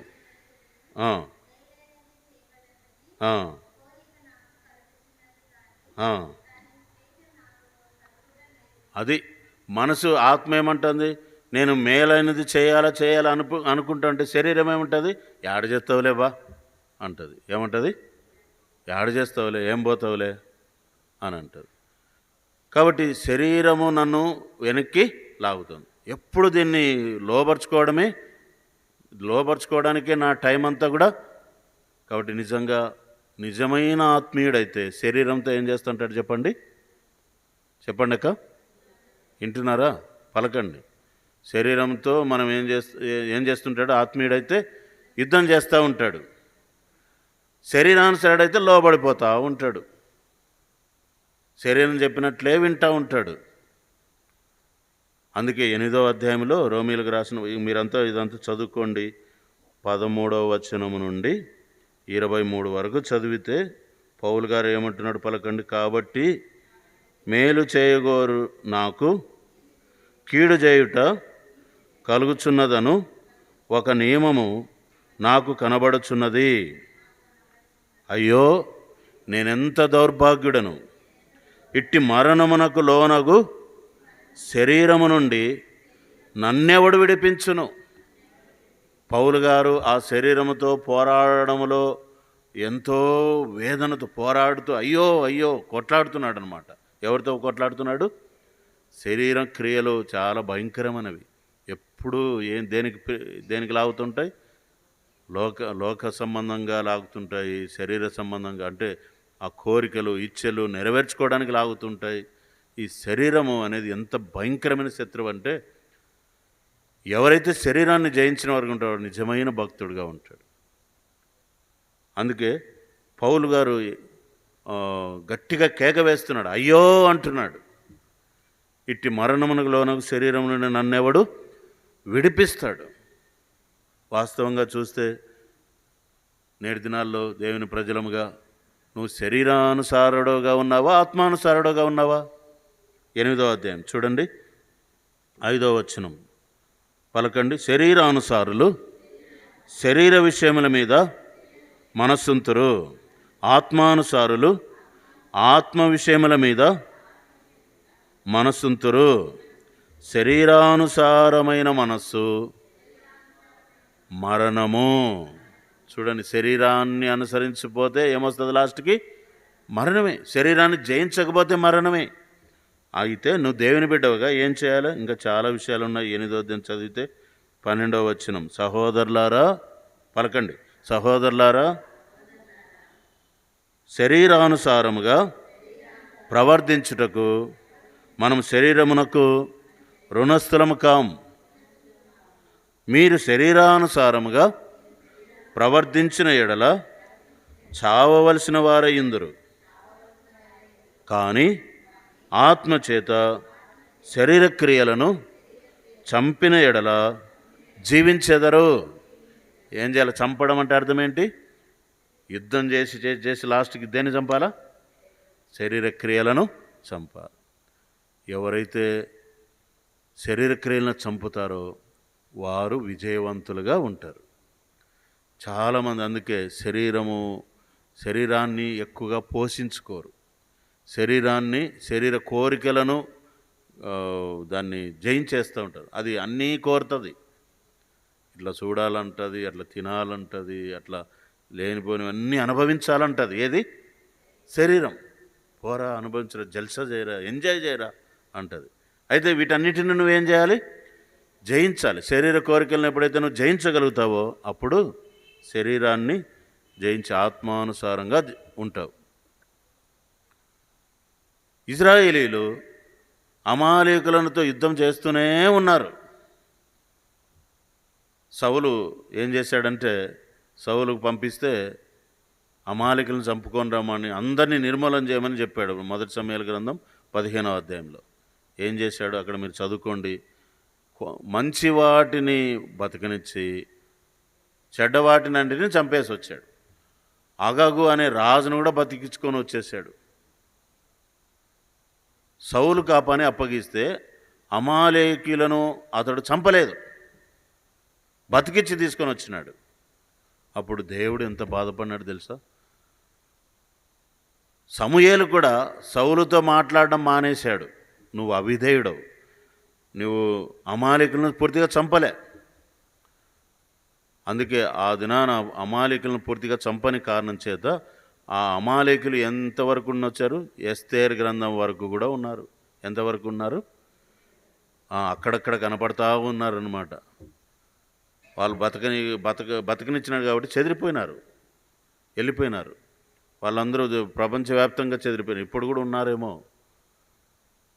ఎస్తేరు గ్రంథంలో కూడా లాస్ట్ అమాలేకుడు ఎవరంటే హామాను. ఎవరు చెప్పండి? లాస్ట్ అమాలేకీయుడు ఎవరు? హామాన్. ఈ హామాన్ ఏం చేసినాడు? యూదా జాతినంతను చంపాలని రాజు వలన ఏం పుట్టించినాడు? ఒక శాసనం పుట్టించినాడు. అతడే రాసి అతని రాజముద్ర వేశాడు. అక్కడ సౌలు బెన్యామీనుడు. ఎవరండి? సౌలు బెన్యామీను గోత్రానికి చెందినవాడు. బెన్యామీను గోత్రానికి చెందిన సౌలు అమాలేకులను చంపని కారణం చేత ఎస్తేరు గ్రంథంలో కూడా మొర్దెకై ఏ గోత్రం అంటే బెన్యామీనుడే. బెన్యామీను గోత్రానికి చెందిన మొర్దెకై ఎస్తేరుకు, తర్వాత హామాను అగాగీయుడు. అగాగు అంటే ఇందాక మనం మొదటి సమయాల గ్రంథం 15వ అధ్యాయంలో మనం చూస్తాం. అగాగు రాజు. ఆ అగాగు సంబంధించినటువంటి వాళ్ళే చెదిరిపోయి ఉన్నారనమాట. ఆ వంశానికి చెందిన వాడే హామాను. కాబట్టి ఈ హామానుకు ఎవరికి పడింది? ఎస్తేరు గ్రంథంలో మొర్దెకైకి, ఎస్తేరుకు, వీళ్ళకు పడింది. లాస్ట్కు ఎస్తేరు రాజు దగ్గరికి వెళ్ళి మొరపెట్టి దేవుని సహాయం చేత హామాను ఏం చేయబడింది? ఉరిదీయబడ్డాడు. ఆ జాతి అంతా కూడా చంపబడింది. ఎస్తేరు గ్రంథం వరకు వాళ్ళు బతికుండడానికి కారణం ఏమిటి? సౌలు చంపలేకపోవడమే. చాలా సందర్భాల్లో నీవు కూడా నీ శరీరాన్ని నువ్వు బ్రతకనిస్తూ ఉంటే అది నిన్నేం చేస్తుంది? అంటే మన శరీరాన్ని చంపుకోవాలనా? కాదు. శరీరాన్ని ఏం చేయాలా? దేవుని ఆలయం. ఈ శరీరం ఎవరి ఆలయం? దేవుని ఆలయం. కాబట్టి దీన్ని కాపాడుకోవాలి. అయితే అదే పర్యాయము శరీర కోరికలను నెరవేర్చుకోకుండా, శరీర క్రియలను అనుసరించి నడుచుకోకుండా శరీరాన్ని ఒకవైపు చంపుతూ ఉండాలి, ఇంకొక వైపు దేవుని కొరకు కాపాడుకుంటూ ఉండాలి. అంటే శరీరం యొక్క కోరికలను చంపేస్తుండాలి, శరీరాన్ని దేవుని ఆత్మ నివసించడం కోసం ఏం చేసుకోవాలి? కాపాడుకోవాలి. ఇది ఎవరు ఎరుగుంటారు? భక్తిపరులైన వారు, భక్తులైన వాళ్ళు దాన్ని అర్థం చేసుకొని ఒకవైపు శరీర క్రియలను చంపుతూ ఉంటారు, ఇంకొక వైపు శరీరాన్ని దేవుని ఆలయంగా కాపాడుకుంటూ ఉంటారు. రెండు చేస్తుంటారు. కానీ సౌలు ఏం చేశాడంటే బతకనిచ్చినాడు. కాబట్టి వాస్తవంగా చూస్తే యూదులకు శత్రువు అయినటువంటి అడాల్ఫ్ హిట్లర్ కూడా, అతడు కూడా అగాగీయుడే. అంటే అతడు కూడా అమాలేకీయుడే. కాబట్టి యూదులపైన శత్రువుగా పరిణమించి వారిని చంపుతూ వచ్చాడు. కాబట్టి అమాలేకులతో ఇజ్రాయేలీలకు తరతరములు యుద్ధమే. కాబట్టి రెఫెదీములో ముగించుకుందాం. రెఫెదీములో మనకు దేవుడు బయలుపరుస్తున్నటువంటి విషయం ఏమిటంటే మొట్టమొదటిది ఏంది? బండలోనిది తాగిరి, ఆ బండ క్రీస్తే, అప్పుడు వాదము శోధన ఉండదు. రెండవది రెఫెదీములో మనం ఏం కావాలి? యుద్ధం చేయడానికి బలము పొందాలి. మూడవది యుద్ధం చేయాలి. రెఫెదీములో ఏం నేర్చుకోవాలి? యుద్ధము. ఎవరితో యుద్ధం చేయాలి? 3 రకాలైనటువంటి శత్రువులు. మొదటి శత్రువు లోకం. లోకమును జయించిన విజయం మన విశ్వాసమే. రెండవ శత్రువు అపవాది. మూడవ శత్రువు శరీరం, అంటే అమాలేకు. ఈ అమాలేకుతో తరతరములు ఇజ్రాయేల్కి యుద్ధమే. మనకు కూడా శరీరం ఉన్నంతవరకు శరీరంతో ఏం చేయాలా? యుద్ధం చేయాలి. శరీరంతో యుద్ధం చేస్తున్నామా? లేదా శరీరాన్ని పోషించుకొనుచు శరీరం చెప్పినట్టుగా నడుచుకుంటున్నామా? శరీరానుసారంగా ఉన్నామా? ఆత్మానుసారంగా ఉన్నామా? కాబట్టి ఈ మాట, నువ్వు ఆత్మానుసారం అయితే శరీర క్రియలను ఏం చేస్తావు? చంపేస్తావు. నువ్వు శరీరానుసారం అయితే ఆత్మక్రియలను ఏం చేస్తావు? చంపేస్తావు. కాబట్టి క్రైస్తవుల్లో 2 రకాలైన వాళ్ళు కూడా ఉన్నారు. శరీరానుసారులు ఉన్నారు, ఆత్మానుసారులు ఉన్నారు. అయితే శరీరానుసారులు పరలోకానికి వెళ్ళలేరు. ఆత్మానుసారులు మాత్రమే ఆత్మచేత శరీరాలను చంపి ఉంటారు కాబట్టి వారు విజయవంతులుగా దేవుని దగ్గరికి చేరుతారు. కాబట్టి ఈ విషయాలు మనం గుర్తుపెట్టుకొని రెఫెదీములో ఈ 3 సంగతులు మనకు దేవుడు నేర్పిస్తూ వచ్చాడు. ఇంకొక సంగతిని గురించి వచ్చేవారం మనం ధ్యానం చేసుకుందాం. మోకరించండి, ప్రార్థన చేసుకుందాం.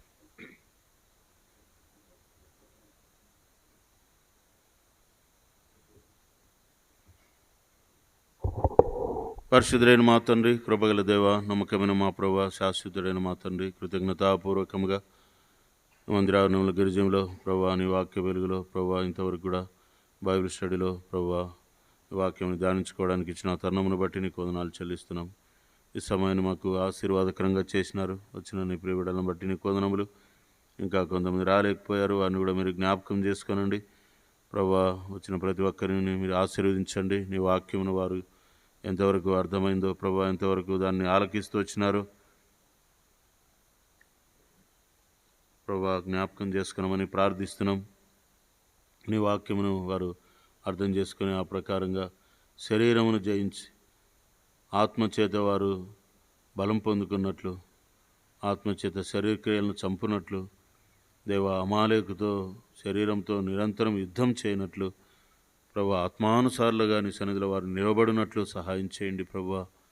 నేటి దినాల్లో మా జీవితాలను మేము, మా శరీరాలను మేము జయించలేకపోతున్నాం నాయన. కోపము, ఈర్ష్య, ద్వేషం, పగ, మత్సరం, పలు రకాలైనటువంటి శరీర క్రియల చేత ఈడబడచ్చు ఆత్మీయతను కోల్పోతున్న వారముగా ఉంటున్నాం నాయన. కనికరించండి, సహాయం చేయండి.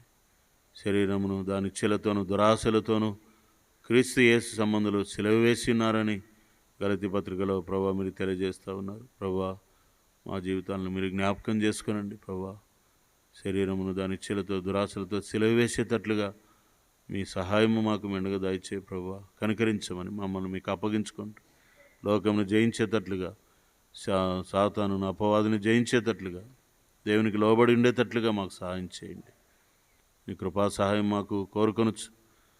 ఈ ప్రజలు బయలుదేరి వెళ్తూ ఉన్నారు, క్షేమంగా వారిలకు చేర్చమని ప్రార్థిస్తూ, నీకు విరోధంగా రూపించబడే ఆయుధము వర్ధిల్లదని నీ మాట నెరవేర్చమని ప్రార్థిస్తూ, మా రక్షకుడు విమోచకుడు సజీవుడు అనేటువంటి యేసుక్రీస్తు వారి శ్రేష్టమైన నామమున ప్రార్థించి వేడుకొనుచున్నాము తండ్రి. ఆమేన్.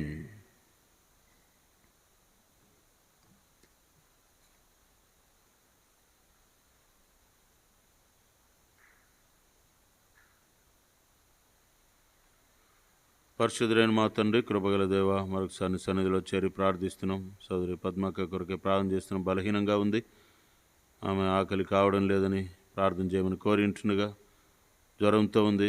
ఆమె ఆరోగ్యం కొరకై, పద్మక్క ఆరోగ్యం కొరకై, సంపూర్ణమైన స్వస్థత కొరకై ప్రార్థన చేస్తూ ఉన్నాం. ఇంకా మా మధ్యలో ఎవరు బలహీనులుగా ఉన్నారో వారిని మీరు జ్ఞాపకం చేసుకునండి, సహాయం చేయండి.